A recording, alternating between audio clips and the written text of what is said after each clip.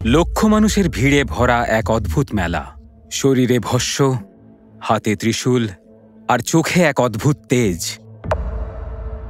কিন্তু এই সবের মাঝেও আরেক ধরনের মানুষ আছে যার প্রতি সবাই আকৃষ্ট হন। এই চেহারা এক মহিলার, নগ্ন, নির্বিকার এবং আত্মবিশ্বাসে ভরপুর। তার প্রত্যেকটি পদক্ষেপের সঙ্গে ভাবতে পারেন বায়ুপ্রবাহ থেমে যায়। মহিলা নাগা সাধু কুম্ভ মেলার এক অদ্ভুত রহস্যময় পাত্র, যাকে জানার জিজ্ঞাসা আজ পুরো পৃথিবীতে জেগেছে। মহিলা নাগা সাধু কি বাস্তবে হয়, নাকি এটা শুধু বইতে এবং কাহিনীতেই পাওয়া সম্ভব? আর যদি তা হয়, তাহলে তাদের জীবন একজন পুরুষ নাগা সাধুর থেকে কতটা এবং কিভাবে আলাদা? আর সবথেকে গুরুত্বপূর্ণ বিষয় এটাই যে যখন পুরুষ নাগা সাধুদের ব্রহ্মচর্য পালন করানোর জন্য শরীরের গুপ্ত অঙ্গ এক ঝটকায় নিষ্ক্রিয় করে দেওয়া হয়, তাহলে কি মহিলা নাগা সাধুদের সঙ্গেও এমনটাই করা হয়ে থাকে, না ওদের জন্য কোনো আলাদা প্রক্রিয়া হয়? এছাড়াও যখন মহিলা নাগা সাধুদের মাসিক ধর্মের মতো প্রাকৃতিক প্রক্রিয়ার সম্মুখীন হতে হয়, তখন তাদের সঙ্গে কি করা হয়ে থাকে? এত কঠিন পরীক্ষা সত্ত্বেও এই মহাকুম্ভতে দেশ আর বিদেশ থেকে অসংখ্য মহিলা নাগা সাধু হতে চলেছেন। তাহলে প্রশ্ন এটাই ওঠে যে কোনো সাধারণ মহিলা কি তাহলে নাগা সাধু হতে পারেন, নাকি আখড়াগুলি ওদের বেছে নেওয়ার জন্য কোনো বিশেষ প্রক্রিয়া অবলম্বন করে? এই সমস্ত প্রশ্নের উত্তর আপনি আজকের এই ডকুমেন্টারিতে পাবেন। সেই সঙ্গে আপনি মহিলাদের নাগা সাধু হওয়ার পুরো যাত্রা আর ওদের জীবনের না বলা, না শোনা রহস্যের ব্যাপারে পরিচিত হবেন।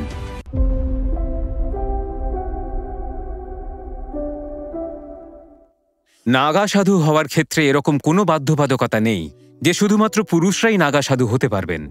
মহিলারাও নাগা সাধু হতে পারেন। নাগা সাধু কোনো এক বিশেষ পরম্পরার অংশ নয়, বরং ভারতীয় আধ্যাত্মিকতা এবং তপস্যার এমন অদ্ভুত এক অংশ যা পৃথিবীকে এই তথ্যই জানায় যে আত্মশক্তি এবং সাধনার কোনো লিঙ্গ হয় না। আমাদের আদিগুরু শঙ্করাচার্য সনাতন ধর্মের রক্ষার জন্য শুধু সাধারণ সৈনিক নয়, বরং বৈদিক সৈনিক তৈরি করেছিলেন। এমন সৈনিকদের একটা সংগঠন তৈরি করা হয়েছিল যাকে আমরা আখড়া বলে থাকি, যাদের কাছে ধর্ম ছাড়া আর কোনো উত্তরাধিকারী নেই। তাদের এক হাতে বেদ, গীতা, উপনিষদ আর পুরাণ ছিল, আর অন্য হাতে ছিল বল্লম, তরবারি অথবা কৃপাণ। আদিগুরু শঙ্করাচার্য এই রকম সন্ন্যাসীদের একটি সংগঠন তৈরি করেছিলেন, যারা সাধুও ছিলেন আর ছিলেন সৈনিকও। এদের জ্ঞান দেওয়ার এবং প্রাণ নেওয়ার দুটোরই অভ্যেস ছিল। এই যোদ্ধা সাধুদের উনি নাম দিয়েছিলেন নাগা সাধু। মহিলা নাগা সাধু হওয়ার প্রক্রিয়া। মহিলা নাগা সাধু হওয়ার প্রক্রিয়া অত্যন্ত কঠিন এবং জটিল হয়ে থাকে। মহিলা নাগা সাধুদের দর্শন লাভ অত্যন্ত দুর্লভ, কারণ ওনারা সাধারণভাবে সমাজ এবং সার্বজনীন জীবন থেকে দূরে থাকেন। এদেরকে সাধারণত মহাকুম্ভ, অর্ধকুম্ভ, সিংহস্ত কুম্ভ বা শিবরাত্রির মতো কোনো বিশেষ সময়েতেই দেখতে পাওয়া যায়। এদের রহস্যময় সাধনা, কঠিন তপস্যা আর সমাজ থেকে দূরে এক আলাদাই জীবনশৈলী, এ শুধুমাত্র ভারতবর্ষের জন্য নয়, বরং সারা পৃথিবীর জন্যই এক আশ্চর্য জিজ্ঞাসা। সনাতন পরম্পরাকে রক্ষা করা এবং তাকে এগিয়ে নিয়ে যাওয়ার জন্য আলাদা আলাদা আখড়াতে প্রত্যেক মহাকুম্ভের সময় মহিলা নাগা সাধু তৈরির প্রক্রিয়া গ্রহণ করা হয়। এই প্রক্রিয়া 1, 2 বা 3 নয়, পুরো 12 বছর ধরে চলে। ধরে নিন কোনো মহিলার নাগা সাধু হওয়ার প্রক্রিয়া যেটা এই মহাকুম্ভে শুরু হলো, সেটা সম্পূর্ণ হতে আগামী মহাকুম্ভ পর্যন্ত সময় লাগবে। আর সেই পূর্ণকুম্ভে উনি মহিলা নাগা সাধুর পদও পেয়ে যাবেন। তাহলে আসুন এই কঠিন প্রক্রিয়ার বিষয়ে বিস্তারিতভাবে জানা যাক। মহিলা নাগা সাধু হওয়ার জন্য আপনাকে আপনার সমস্ত সাংসারিক সুখ আর মোহমায়াকে সম্পূর্ণভাবে ত্যাগ করতে হবে। যে মহিলারা নাগা সাধু হওয়ার ইচ্ছে প্রকাশ করে থাকেন, তাদের ভালো করে পরীক্ষা করা হয়। এই বিষয়ে তাদের পরিবারকেও জানানো হয় আর তাদের অনুমতিও নেওয়া হয়। পরিবারের অনুমতি পাওয়ার পর মহিলাকে এক গুরু বেছে নিতে হয়, যিনি তাকে এই কঠিন আধ্যাত্মিক যাত্রায় মার্গদর্শন করবেন। গুরুর শরণে আসার পর সেই মহিলাকে কোনো আখড়াতে থেকে প্রায় 2-3 বছর ধরে সেবা কার্য করতে হয়। এই সময় ওনাকে আখড়ার মধ্যে থেকে অনেক ধরনের কাজ করতে হয়, যেমন বরিষ্ঠ সন্ন্যাসীদের জন্য খাবার বানানো আর তাদের থাকার জায়গা পরিষ্কার করা। সেই সঙ্গে মহিলাদের কঠিন সাধনা এবং শাস্ত্রের অধ্যয়ন করতে হয়। তারা কেবল দিনে একবারই সাধারণ খাদ্য গ্রহণ করতে পারেন। তাঁকে নিজের ইচ্ছা কামনা বাসনা, নিদ্রা এবং খিদের ওপর বিজয় লাভ করতে শেখানো হয়। এই সময় এই বিষয়েও নজর রাখা হয় যে উনি কোনো ধরনের মোহমায়া বা পরিবারের চিন্তার জালে জড়িয়ে পড়ছেন না তো। যদি কখনো এটা অনুভব করা যায় যে ওই মহিলা এই কঠিন পথে সঠিকভাবে চলছেন না এবং আধ্যাত্মিক জীবনের প্রতি সমর্পিত নন, তখন তাকে বাড়ি পাঠিয়ে দেওয়া হয়। গুরু দীক্ষা এবং সন্ন্যাস জীবনে প্রবেশ। যারা এই পরীক্ষায় সাফল্যের সঙ্গে উত্তীর্ণ হন তাদের মনে আর কোনো সংশয় নেই তো। এটা দেখার জন্য আবার তাদের সাংসারিক জীবনে ফিরে যাওয়ার পরামর্শ দেওয়া হয়। তারপরেও যদি তারা না ফেরেন তাহলে তাদের সন্ন্যাস জীবনে থাকার প্রতিজ্ঞা নেওয়া হয়। তাদের সন্ন্যাসী ঘোষণা করার পর তাদের পঞ্চ সংস্কার করা হয়। পঞ্চ সংস্কারের অর্থ হল শিব, বিষ্ণু, শক্তি, সূর্য এবং গণেশকে গুরুরূপে স্বীকার করা। এই প্রক্রিয়ার সময় আখড়া থেকে মহিলাদের নারকেল, গেরুয়া বস্ত্র, পৈতে, রুদ্রাক্ষ ইত্যাদি নাগা সাধুদের প্রতীকাত্মক বেশ প্রদান করা হয়। এরপরে গুরু নিজের প্রেম কাটারি দ্বারা আপন শিষ্যের শিখা ছোট করে কেটে দেন। এই প্রক্রিয়া নিজের সাংসারিক জীবন থেকে পুরোপুরি মুক্তি এবং সন্ন্যাস জীবনে প্রবেশের প্রতীক বলে মনে করা হয়। নিজের পিণ্ডদান করা। মহিলা নাগা সাধু হওয়ার জন্য এক গুরুত্বপূর্ণ এবং আশ্চর্য প্রক্রিয়া আছে, নিজের পিণ্ডদান করা। এটাকে জীবিত অবস্থাতেই নিজের অন্তিম সংস্কার করার প্রক্রিয়া হিসেবে মনে করা হয়। এই প্রক্রিয়ার সময় মহিলা নাগা সাধুকে ভোর 4টের সময় উঠে নিত্যকর্ম এবং সাধনা সম্পূর্ণ করতে হয়। এরপরে গুরু ওনাকে নদীর তীরে নিয়ে যান। নদীর তীরে সবার প্রথমে ওনার শরীর থেকে সমস্ত চুল সরিয়ে ওনাকে নবজাত শিশুর মতো পরিশুদ্ধ করা হয়। এরপরে ওনাকে পবিত্র নদীতে স্নান করানো হয়। স্নানের পরে উনি নিজের শ্রাদ্ধ করেন আর 17খানা পিণ্ড দান করেন। এর মধ্যে 16খানা পিণ্ড পূর্বপুরুষদের নামে আর 17তম পিণ্ড নিজের জন্য হয়। এই প্রক্রিয়া ওনার সাংসারিক বন্ধন থেকে পুরোপুরি মুক্তির প্রতীক হয়ে থাকে। এছাড়াও মহিলা নাগা সাধুকে কুম্ভ মেলার সময় গঙ্গা নদীতে 108 বার ডুব দিতে হয়। এটা একটি গুরুত্বপূর্ণ এবং পবিত্র অনুষ্ঠান যা তাদের আধ্যাত্মিক জীবনের অংশ। পিণ্ডদান এবং স্নানের পর মহিলা নাগা সাধুর নতুন জীবন শুরু হলো বলে মনে করা হয়। উনি আখড়াতে ফিরে আসেন, যেখানে গুরু তাকে পৈতে পড়ান। সেই সঙ্গে দণ্ড, কমণ্ডলু এবং ভস্য প্রদান করা হয়। এই প্রক্রিয়া তাদের নাগা সাধু জীবনের শুরু এবং আধ্যাত্মিক পূর্ণতার সংকেত। মহিলা এবং পুরুষ নাগা সাধুদের বস্ত্র সম্পর্কিত নিয়ম। আখড়ার নিয়ম অনুযায়ী পুরুষ নাগা সাধু 2 শ্রেণীর হয়ে থাকে, এক বস্ত্রধারী আর দ্বিতীয় দিগম্বর। দিগম্বর অর্থাৎ বিবস্ত্র থাকা সাধুরা, যারা সার্বজনিক স্থানে যাওয়ার সময় মর্যাদার পালন করার জন্য আপন গোপন অঙ্গ ঢেকে রাখেন। তেমনি মহিলা নাগা সাধুদের নগ্ন থাকার অনুমতি থাকে না। ওনাদের শুধু গেরুয়া রঙের সেলাই না করা কাপড় পরার অনুমতি থাকে, যাকে গন্তি বলা হয়। তাদের এই বস্ত্র ছাড়া অন্য বস্ত্র ধারণের অনুমতি থাকে না। এই নিয়ম তাদের আধ্যাত্মিক জীবনের একটি গুরুত্বপূর্ণ অংশ এবং তাদের সাধনার গভীরতার পরিচায়ক হয়ে থাকে। মহিলা নাগা সাধু হওয়ার প্রতিস্পর্ধাপূর্ণ প্রক্রিয়া, ব্রহ্মচর্য আর দীক্ষা। মহিলা নাগা সাধু হওয়ার প্রক্রিয়ার সঙ্গে পুরুষ নাগা সাধুদের প্রক্রিয়ার অনেক মিল রয়েছে, কিন্তু এর মধ্যে একটি বড় পার্থক্যও আছে। পুরুষদের জন্য ব্রহ্মচর্য পালনের সময় তাদের জননাঙ্গ নিষ্ক্রিয় করা হয়ে থাকে, কিন্তু মহিলা নাগা সাধুদের ব্রহ্মচর্য পালনের সংকল্প গ্রহণ করতে হয়। এ এক অত্যন্ত কঠিন এবং গহন প্রক্রিয়া, আর অনেক মহিলা সাধুদেরই এটি লাভ করতে 10 থেকে 12 বছরও লাগতে পারে।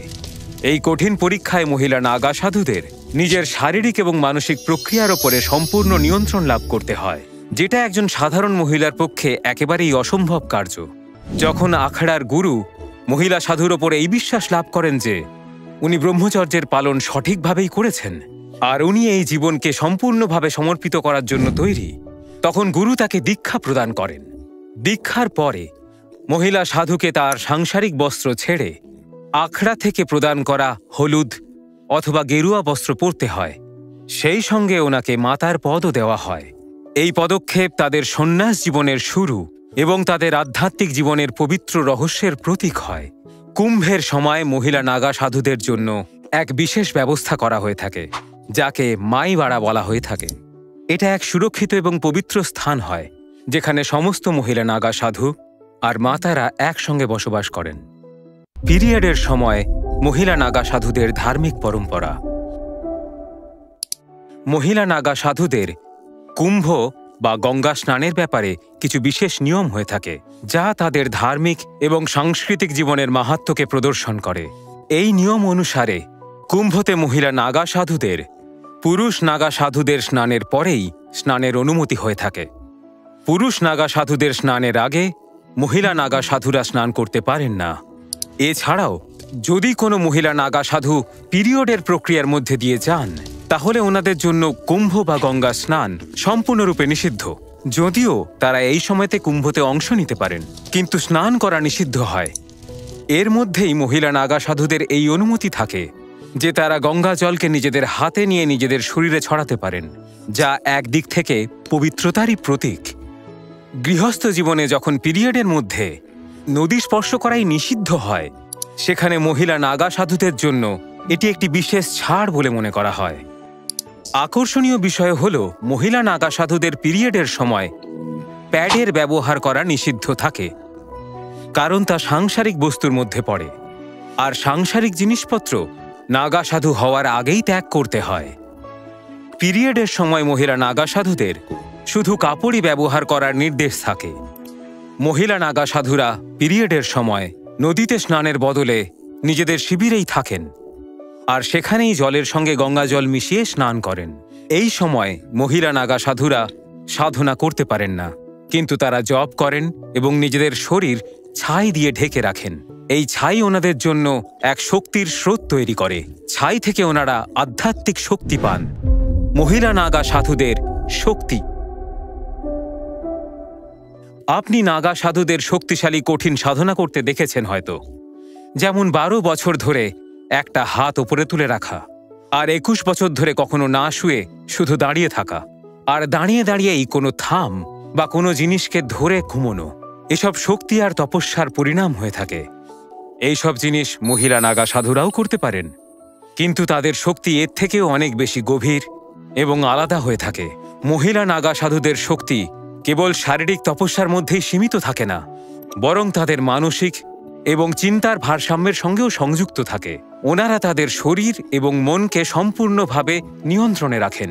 এর জন্য ওনাদের শুধু শারীরিক ব্রহ্মচর্য পাওয়াই যথেষ্ট নয়, বরং মানসিক এবং ইচ্ছাজনিত ব্রহ্মচর্য পাওয়াও প্রয়োজন হয়, যা সাধারণ মানুষদের জন্য সম্পূর্ণভাবে অসম্ভব। মহিলা নাগা সাধুদের জীবন তপস্যা দ্বারা পূর্ণ হয়ে থাকে, আর ওনাদের ভেতরে অদৃশ্য শক্তি বিকশিত হয়। ওনারা কঠিন তপস্যা, সংযম এবং ধ্যানের শক্তির দ্বারা অদ্ভুত ক্ষমতা লাভ করে থাকেন, যেমন শারীরিক যন্ত্রণা সহ্য করার শক্তি আর প্রাকৃতিক শক্তিকে নিয়ন্ত্রণ করার ক্ষমতা। এমনটা মনে করা হয় যে তারা দিব্য শক্তির প্রতিনিধিত্ব করে থাকেন, আর তাদের আশীর্বাদ বহু মানুষের জীবনে ইতিবাচক পরিবর্তনও নিয়ে আসতে পারে। এই শক্তি ওনারা সাধনার মাধ্যমে লাভ করে থাকেন, যা ওনাদের শারীরিক, মানসিক এবং আধ্যাত্মিক রূপে এক উচ্চ স্তরে নিয়ে যায়। যখন ওনারা এই সমস্ত শক্তির ওপরে নিয়ন্ত্রণ লাভ করে ফেলেন, তখন ওরা পরবর্তী স্তরে গিয়ে বিভিন্ন প্রকার অন্যান্য শক্তিকেও প্রকট করতে পারেন। এর মধ্যে অদৃশ্যতা, মানসিক নিয়ন্ত্রণ, ভবিষ্যবাণী এবং শরীরের কিছু অংশকে নিয়ন্ত্রণ করার শক্তিও শামিল আছে। মহিলা নাগা সাধুদের জীবন আমাদের বলে যে আত্মশক্তি, সংযম আর তপস্যার দ্বারা প্রত্যেকটি মানুষ তাদের জীবনকে এক নতুন উচ্চতায় নিয়ে যেতে পারে। কিন্তু এই কঠিন যাত্রাতে সবথেকে বড় প্রতিস্পর্ধা কি? সংসারকে ত্যাগ করা, কঠোর ব্রহ্মচর্য, নাকি নিজের পিণ্ডদান? মহিলা নাগা সাধুদের অন্তিম সংস্কার। মহিলা নাগা সাধুদের অন্তিম সংস্কারের প্রক্রিয়াতে কিছু বিশেষত্ব থাকে, যেটা সাধারণভাবে অন্যান্য মানুষদের থেকে আলাদা হয়। নাগা সাধুদেরকে পারম্পরিক দাহ সংস্কার করা হয় না, কারণ তারা আগেই নিজেদের পিণ্ডদান করে ফেলেন, যা তাদের সাংসারিক জীবনের অন্তিম সংস্কার হয়ে থাকে। এই পিণ্ডদান তাদের এক আধ্যাত্মিক মুক্তি এবং মোক্ষের দিকে নিয়ে যায়, যাতে তাদের শরীর এবং আত্মা দুইই মুক্ত হয়ে যায়। মহিলা নাগা সাধুদের মৃত্যুর পরে তাদের সমাধি দেওয়া হয়, যা দুটি পদ্ধতিতে করা হয়ে থাকে: জল সমাধি এবং ভূ সমাধি। আসলে আগে জল সমাধির প্রচলন ছিল, কিন্তু আজকাল নদীর দূষণকে কম করার উদ্দেশ্যে জল সমাধির বদলে ভূ সমাধি দেওয়া হয়ে থাকে। ভূ সমাধিতে সাধুকে সিদ্ধযোগ মুদ্রাতে বসিয়ে সমাধি দেওয়া হয়, আর সেই সঙ্গেই তারা জীবন মরণের চক্র থেকে মুক্তি লাভ করেন। হিন্দু ধর্ম অনুসারে সমাধি দেওয়ার আগে মৃত সাধুর শবকে পবিত্র রূপে স্নান করানো হয়, আর তারপরে মন্ত্রোচ্চারণের সঙ্গে সমাধি দেওয়া হয়। এই প্রক্রিয়ার পরে মহিলা নাগা সাধু মোক্ষ লাভ করে থাকেন, আর উনি জন্ম এবং মৃত্যুর চক্র থেকে মুক্তি লাভ করেন। এই সমাধি ওনাকে শারীরিক এবং মানসিক রূপে পূর্ণ মুক্তি প্রদান করে থাকে, আর ওনার জীবনের কঠিন সাধনার ফল উনি লাভ করেন। মহিলা নাগা সাধু আমাদের এটাই শেখান যে জীবনের বাস্তবিক শক্তি বাইরের বস্ত্র বা রূপ থেকে আসে না, বরং আন্তরিক তপস্যা, সংযম আর সাধনা থেকে লাভ করা যায়। এই কথা শুধু এক পরম্পরা বা সাধনার নয়, বরং একটি প্রেরণা সেই সবার জন্য যারা নিজেদের ভেতরে লুকানো অসীম ক্ষমতাকে চিনতে চান। তাই পরের বার যখন আপনি যে কোনো কোথাও এই সাধ্বীদের দর্শন লাভ করবেন, তখন ওদের জীবনের এই গভীরতা এবং তপস্যাকে প্রণাম জানাবেন, কারণ তারা শুধু সাধ্বীই নন, ওনারা হলেন সেই স্তম্ভ যারা আমাদের সংস্কৃতি, পরম্পরা এবং আধ্যাত্মিক উত্তরাধিকারকে জীবিত রাখে।